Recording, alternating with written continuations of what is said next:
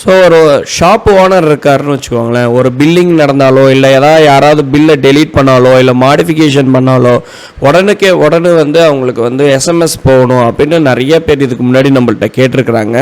But அப்போ வந்து பார்த்திங்கன்னா எஸ்எம்எஸ் பேக்கேஜ்னு எடுத்துக்கிட்டும் போது எஸ்எம்எஸ் பேக்கேஜ் வந்து ரொம்ப ஹை காஸ்ட்டாக இருக்கும். ரெண்டாவது வந்து வாட்ஸ்அப்பு வந்து பார்த்திங்கன்னா கிட்டத்தட்ட அது வந்து சிஆர்எம் ப்ராசஸ் பண்ணிங்கன்னா அதுவும் ரேட்டு அதிகமாக இருக்கும். பட் டெலிகிராமில் இதில் கம்ப்ளீட்லி ஃப்ரீ. இதை எப்படி மேக் பண்ணோம், அதுக்கு என்ன மாதிரியான ஸ்டெப்ஸ் எல்லாம் ஃபாலோ பண்ணணும் அப்படின்றத இந்த வீடியோவில் பார்க்க போகிறோம். ரெஃப்ரெஷ்.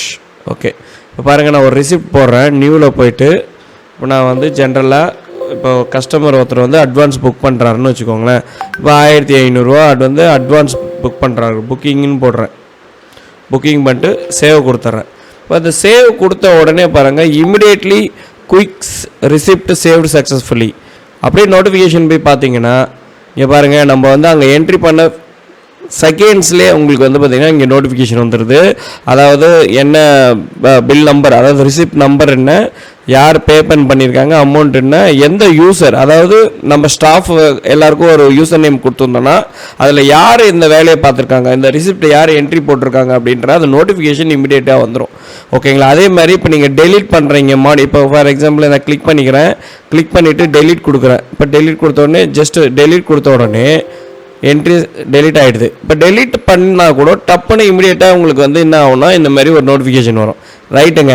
இதை எப்படி கான்ஃபிகர் பண்ணுறது அப்படின்றது தான் இந்த வீடியோவில் பார்க்க போகிறோம். ஃபஸ்ட்டு நீங்கள் வந்து டெலிகிராம் யூஸ் பண்ணியிருந்தீங்கன்னா இங்கே சர்ச் பாக்ஸில் போட்டு போட் ஃபாதர் அப்படின்னு கிளிக் பண்ணிங்கன்னா போட் ஃபாதர்ன்ற இந்த விண்டோ வரும். ஃபஸ்ட் நான் என்ன பண்ணியிருக்கேன்னு பாருங்கள். இந்த இடம் நல்லா கவனிங்க. ஃபஸ்ட்டு வந்து ஒரு நோட் பேடை எடுத்துக்கோங்க. நீங்கள் வந்து ஸ்டெப் பை ஸ்டெப்பு நீங்கள் பண்ணி பாருங்கள். ஓகேங்களா?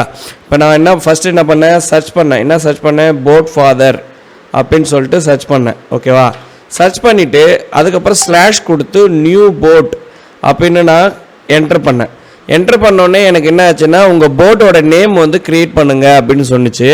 நான் என்ன பண்ணேன், ஃபஸ்ட்டு மிஸ்டேக்காக நான் சால்வர் டிஎன் போட்டு என்ட்ரு அடித்தேன்.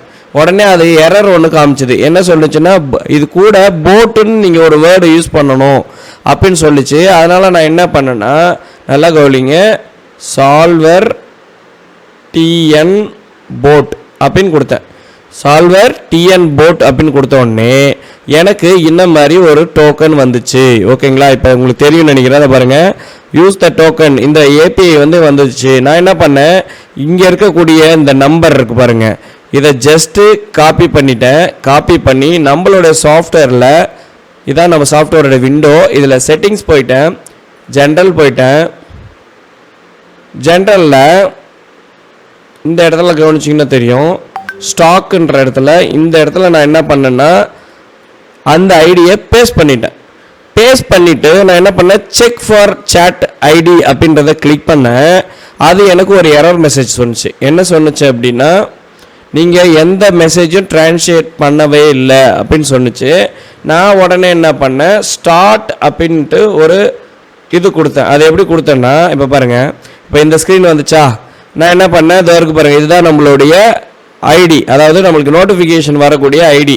இப்போ நான் இதை கிளிக் பண்ண உடனே எனக்கு இந்த மாதிரி ஒரு ஸ்க்ரீன் வரும். இந்த ஸ்க்ரீனில் நான் வந்து பார்த்திங்கன்னா இந்த ஸ்டார்ட்ன்ற பட்டனை யூஸ் பண்ண உடனே என்ன ஆச்சுன்னா இந்த ஐடி வந்து நம்மளுக்கு விசிபிள் ஆகும். அந்த விசிபிள் ஆனோடனே நம்ம ஜஸ்ட்டு பார்த்திங்கன்னா இங்கே ஒரு அப்ளை ஒன்று கொடுத்தா போதும், அவ்வளோதான். இதுக்கப்புறம் நீங்கள் சேல்ஸோ பர்ச்சேஸோ மாடிஃபிகேஷனோ எது பண்ணாலும் உங்களுக்கு உடனே நோட்டிஃபிகேஷன் வரும். இப்போ உதாரணத்துக்கு நான் சேல்ஸ் போட்டிருக்கேன். இந்த சேல்ஸில் போய் நான் ஒரு ரேட்டை அட்ஜஸ்ட் பண்ணுறேன். அதாவது உங்களுக்கு தெரியாமலே உங்கள் எம்ப்ளாயி சம்திங் ஏதோ ஒன்று அவங்க என்ன பண்ணுறாங்க, ரேட்டை குறைச்சி கொடுத்துட்றாங்க, உங்களுக்கு தெரியல, இப்படி கொடுத்துட்டு என்ட்ரி பண்ணிவிட்டு ஆட் பண்ணிவிட்டு ஜஸ்ட்டு அப்டேட் கொடுக்குறேன். Say do you want to print, no கொடுத்துட்றேன்.